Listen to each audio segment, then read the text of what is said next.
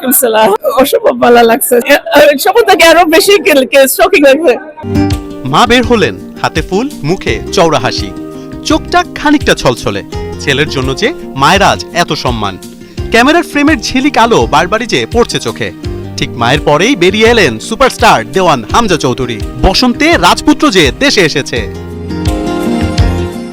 ঘড়ির কাঁটায় ঠিক 11টা 40-এ হামজাকে বহনকারী বিমান পৌঁছায় সিলেটের ওসমানী আন্তর্জাতিক বিমানবন্দরে। বিমানের দরজা খুলল, হাসি মুখে দেখা গেল বাংলার ফুটবলের সুপারস্টার হামজা চৌধুরীকে। এই হাসি যেন বাংলার ফুটবলের ফিরে আসার হাসি, এই হাসি যেন কোটি ভক্তের স্বপ্ন পূরণের হাসি।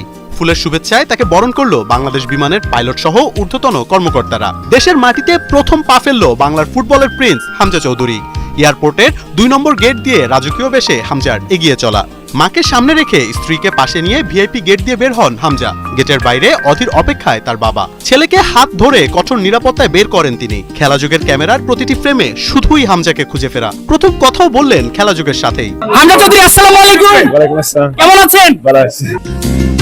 সন্তানের প্রতিও ভালোবাসা দেখিয়েছেন তিনি। দীর্ঘ জার্নিতে ক্লান্ত সন্তানের মুখে পানি তুলে দিয়েছেন বাবা দেওয়ান হামজা চৌধুরী।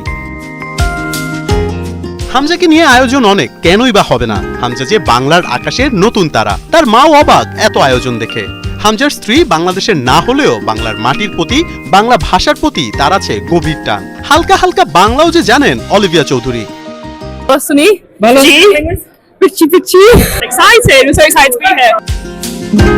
বাংলার ফুটবল আকাশে উঠেছে আজ নতুন চাঁদ। কেটে গেছে ঘোর অমাবস্যা। নতুন দিনের আলো নিয়ে হাজির দেওয়ান হামজা চৌধুরী। পা ফেলেছেন সোনার বাংলার খাঁটি মাটিতে। সেই পায়েরই জাদু দেখা যাবে 25 মার্চ শিলংয়ে ভারতের বিপক্ষে। তার আগমনে আজ গোটা বাংলা আনন্দিত।